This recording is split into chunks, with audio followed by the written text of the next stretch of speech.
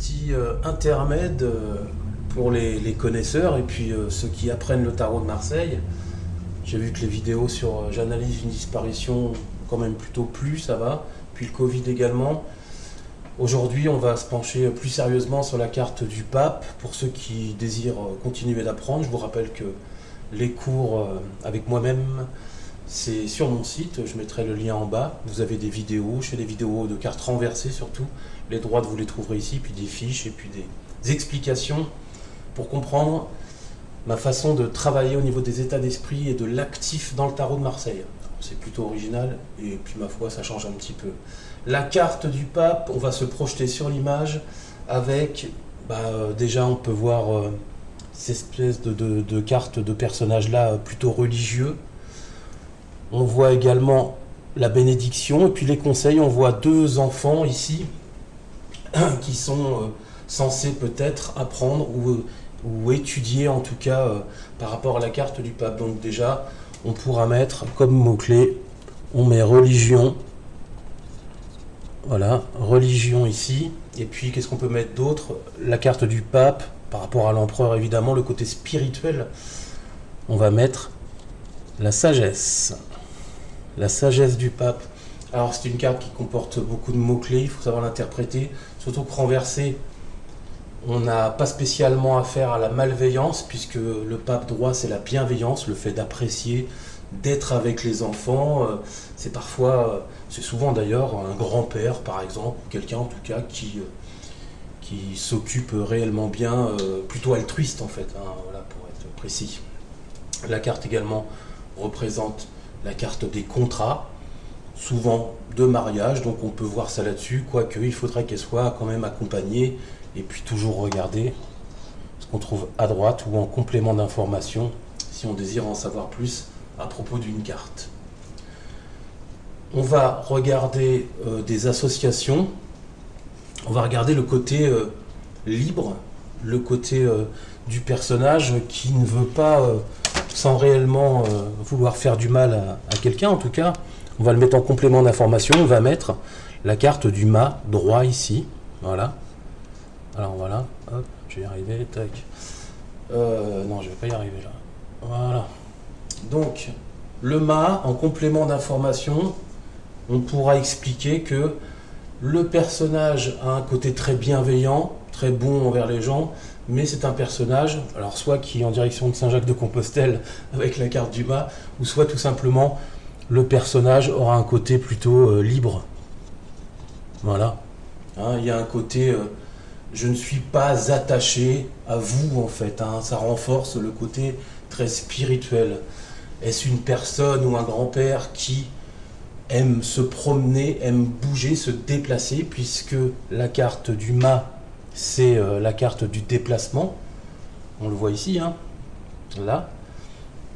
Donc on pourra associer ces deux cartes et puis mettre en mots-clés tout simplement un personnage qui aime être libre. Bon, c'est quand même assez... c'est une phrase clé.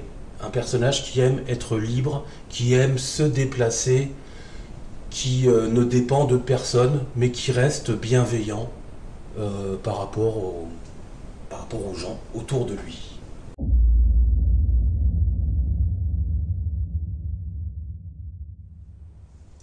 Alors, une autre association avec la carte du pape droit.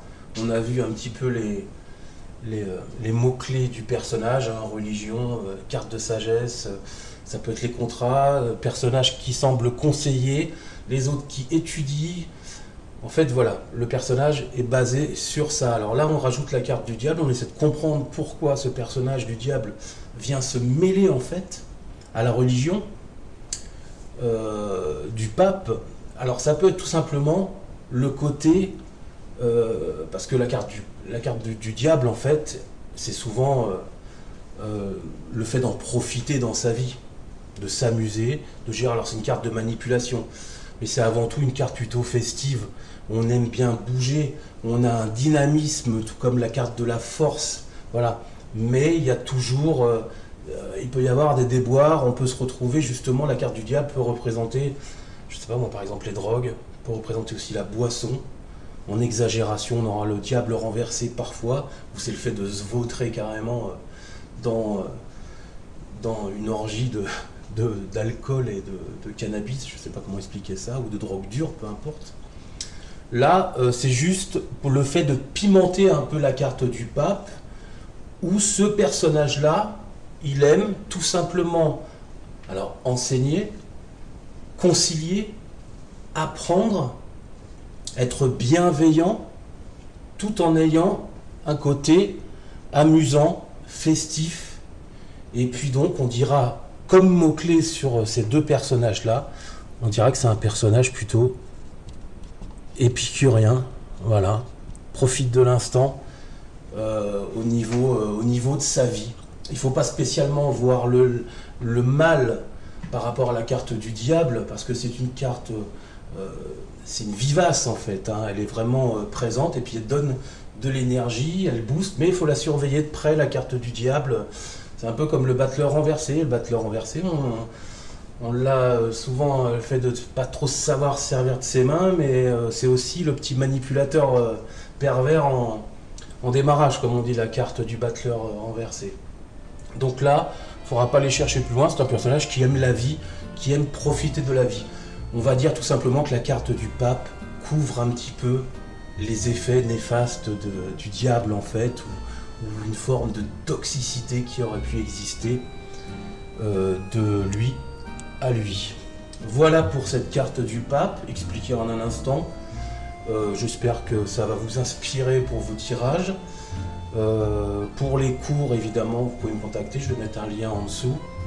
Il y a pas mal de vidéos à apprendre, et puis c'est une méthode plutôt originale, je dirais. Pour la suite des événements, la semaine prochaine ou cette fin de semaine, je vais sûrement refaire J'analyse une disparition. On regardera la Nora Quarin, une jeune fille qui a disparu en Malaisie. Et c'est une histoire plutôt vraiment troublante, vous verrez. Il y a un côté paranormal dans cette histoire, je suis bien obligé de le reconnaître. Je vous souhaite une belle semaine, je vous dis salut.